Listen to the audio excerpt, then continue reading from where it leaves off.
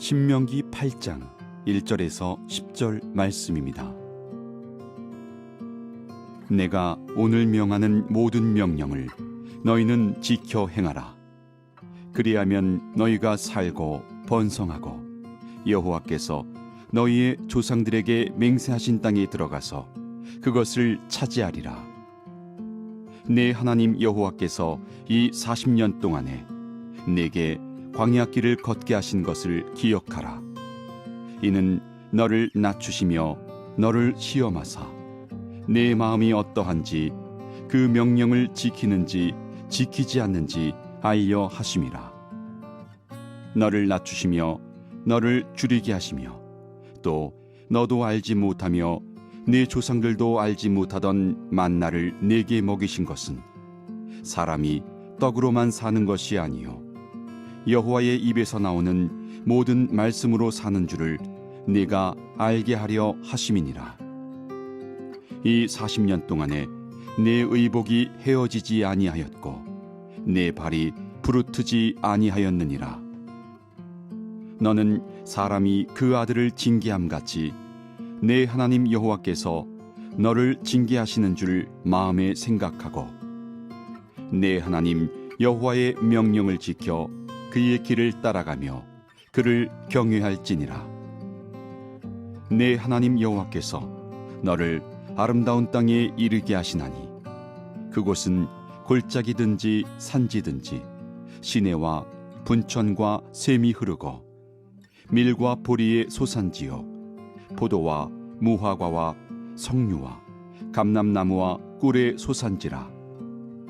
네가 먹을 것에 모자람이 없고 네게 아무 부족함이 없는 땅이며 그 땅의 돌은 철이요 산에서는 동을 캘 것이라. 내가 먹어서 배부르고 내 하나님 여호와께서 옥토를 내게 주셨으므로 말미암아 그를 찬송하리라. 아멘. 하나님의 말씀입니다. 오늘 말씀의 제목, 겸손과 순종을 연단하는 광야 학교, 이런 말씀의 제목으로 하나님 말씀 함께 나누겠습니다. 2절 상반절입니다. 내 하나님 여호와께서 이 40년 동안에 내게 광야길을 걷게 하신 것을 기억하라. 이스라엘 자손이 광야를 걷게 된 것은 하나님의 뜻이었습니다. 그런 의미에서 광야의 삶은 저주가 아니라 축복입니다. 사람들은 의례 광야의 삶 이렇게 말을 하면 고통과 저주와 악몽을 떠올리곤 하는데 사실 그 광야마저도 하나님께서 함께 계시면 그곳은 곧 축복의 땅이 되는 것입니다. 주님은 실수가 없으신 분입니다. 우리 인생들을 광야를 걷게 하시는 데는 분명한 이유가 있는 거예요. 그 이유가 2절 하반절에 나와 있는데 이는 너를 낮추시며 너를 시험하사 내 마음이 어떠한지 그 명령을 지키는지 지키지 않는지 알려 하심이라. 여러분, 우리 인생을 광야를 걷게 하신 이유는 우리를 낮아지게 하시기 위함이다 라고 말씀하고 있습니다. 사람들은 의례 낮아지기를 굉장히 싫어하죠. 자꾸 높아지려고만 합니다. 그러나 하나님은 우리 인생을 낮추시고 또 낮춰 주십니다. 이 낮아짐 없이는 가나안의 축복도 진정한 생명과 번성도 얻을 수 없기 때문에 그렇습니다. 오늘날의 광야는 우리가 직접 걷는 땅의 개념의 광야하고는 좀 다를 수 있겠죠? 우리에게 임하는 그 광야는 우리가 맞닥뜨리는 건강의 문제라든가 재정의 문제라든가 또 관계의 문제라든가 해결되지 않은 여러 문제들, 그리고 시험이나 학력의 문제들, 그리고 요즘과 같은 이 코로나 바이러스의 사태도 우리가 경험하게 되는 광야일 수 있습니다. 이러한 다양한 어려움을 통해서 그런데 우리 주님께서 우리에게 기대하시고 뜻하시는 바가 있다라는 거죠. 그 광야를 통해서 우리를 낮추시고 또 낮추시기를 원한다는 것입니다. 여러분, 그런데 여기서 우리가 낮아지는 것에만 하나님의 초점이 있는 것이 아님을 기억할 필요가 있습니다. 광야가 우리를 낮추시기 위함이라고는 말하지만 이 낮아짐이 주님이 주시는 그러한 낮아짐이고 시험이기 때문에 그 시험에는 반드시 주님의 주시는 이유가 있고 그 시험 동안 반드시 당신의 자녀를 사랑하는 하나님께서 우리를 넉넉하게 이기게 하실 거라는 것입니다. 고린도전서 10장 13절에서도 분명하게 말씀하는데요. 사람이 감당할 시험 밖에는 너희에게 당한 것이 없나니 오직 하나님은 미쁘사 너희가 감당치 못할 시험 당함을 허락지 아니하시고 시험 당할 즈음에 또한 피할 길을 내사 너희로 능히 감당하게 하시느니라.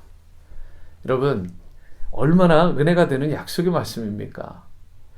그렇기 때문에 시험을 당할 때에 광야의 메마름을 보기보다 매일 만나와 메추라기를 내려주시는 그 주님의 은혜를 여러분 초점을 맞춰보시기 바랍니다. 낮에는 구름 기둥으로 밤에는 불 기둥으로 인도하시는 그 주님을 바라볼 수 있게 되기를 바랍니다. 주님은 아무리 험악한 광야 생활이라도 아주 기가 막힌 축복의 장소로 샘물이 나는 그러한 생수가 터져나오는 곳으로 바꿔주실 수 있는 분입니다. 그분의 관심은 심판이나 멸망에 있는 게 아닙니다. 여러분과 저를 향한 영원한 생명과 축복이 그분의 관심이고 뜻이기 때문에 당신께서는 분명 이 광야마저도 옥토로 또 생수가 터져나는 장소로 기가 막힌 축복의 장소로 바꾸어 주실 것입니다. 하나님이 이스라엘 백성을 광야에 두신 것, 여러분 겸손하게 또 이 원망과 불평하지 않는 하나님의 거룩한 백성으로 아름답게 빚으시기 위한 그런 계획이 있으셨던 것입니다. 그래서 3절에서도 너를 낮추시며 라고 말씀을 하시는데 여기서 낮추신다는 이 표현이 곧 겸손하게 만드신다는 뜻입니다. 여러분, 사탄은 어떻죠? 교만의 대명사입니다. 그런데 우리가 따르고 믿고 또 우리가 계속해서 주님으로 모시는 그 예수님께서는 어떤 분이십니까? 겸손의 대명사십니다. 겸손하시고 온유하셔서 마치 털 깎는 자 앞에서 잠잠한 양과 같이 예수님께서는 십자가의 모든 고통과 죽음마저 다 감내하셨어요. 여러분, 진정한 그리스도인들은 이처럼 온유하고 겸손하여 예수님을 닮아 자기를 낮추는 사람입니다. 교만하면 쓰임받을 수 없습니다. 교만한 사람은 주님도 어떻게 해볼 도리가 없는 것입니다. 자기가 하나님처럼 높아지기 때문에 그래요. 자신이 하나님처럼 높아질 때의 티피컬한 사인 가운데 하나는 모든 사람을 평가하고 또 그 사람을 정죄하고 비판하는 그러한 습성입니다. 여러분, 인간 최고의 문제인 이 교만의 문제를 해결해야만 우리가 광야의 학교를 무사히 주님의 뜻 가운데 잘 통과할 수 있는 것입니다. 여러분은 어떠세요? 오늘 말씀의 제목과 같이 겸손과 순종을 연단하는 이 광야 학교를 잘 지내고 또 착실하게 그 모든 과제들을 수행하고 계신지, 광야 학교를 잘 보내려면 여러분 하나님의 말씀을 먼저 잘 듣고 순종하고 그 말씀에 따라 살아야 되는 것입니다. 3절 말씀에도 보시면 사람이 떡으로만 사는 것이 아니요 여호와의 입에서 나오는 모든 말씀으로 사는 줄을 내가 알게 하려 하심이라고 말씀하고 있습니다. 여러분, 하나님의 말씀이 여러분과 저를 살게 하는 것입니다. 하나님의 말씀이 우리의 자녀들을 살게 합니다. 하나님의 말씀이 우리 온누리 공동체를 살게 하는 것이고 또한 이 나라와 민족과 열방을 다시 살리는 힘이 되는 것입니다. 여러분, 우리에게 가장 큰 은혜는 하나님의 말씀에 순종하는 거예요. 하나님의 말씀에 순종할 때 주님의 은혜가 임하게 되고, 여러분, 그것이 바로 우리가 순종할 때 얻게 되는 가장 큰 유익입니다. 순종은 신앙의 가장 최고의 절정입니다. 순종보다 더 완벽한 신앙은 없다 해도 과언이 아닐 정도로 순종은 너무나 중요한 것입니다. 물론 여러분과 제가 자기 생각도 있고 혈기도 나름 있고 경험도 있고, 하지만 하나님의 말씀에 침묵하면서 묵묵히 때를 기다리며 순종해야 되는 거죠. 그러할 때 하나님이 기뻐하시는 하나님의 사람으로 세워질 수 있게 되는 것입니다. 여러분, 이처럼 광야를 겸손과 순종으로 잘 통과하는 하나님의 사람에게 주는 약속된 놀라운 선물이 7절부터 10절까지 나와 있습니다. 여러분, 말씀을 잘 보시기 바라요. 내 하나님 여호와께서 너를 아름다운 땅에 이르게 하시나니 그곳은 골짜기든지 산지든지 시내와 분천과 샘이 흐르고 밀과 보리의 소산지요 포도와 무화과 석류와 감람나무와 꿀의 소산지라. 내가 먹을 것에 모자람이 없고 내게 아무 부족함이 없는 땅이며 그 땅의 돌은 철이요 산에서는 동을 캘 것이라. 내가 먹어서 배부르고 내 하나님 여호와께서 옥토를 내게 주셨으므로 말미암아 그를 찬송하리라. 할렐루야. 사랑하는 성도 여러분, 고난과 훈련의 때가 끝나면 하나님은 여러분과 저를 위해 예배하신 놀라운 축복의 자리로 반드시 인도하십니다. 하나님을 경외하는 자는 결코 굶주림과 궁핍함이 없는 인생으로 살게 하십니다. 저는 이 코로나 바이러스로 인해서, 사태로 인해서 지금 조국 대한민국과 우리가 몸담고 있는 이곳 미국, 또한 전 세계의 나라들을 바라보면서 참 안타까움과 함께 또 기대감이 있습니다.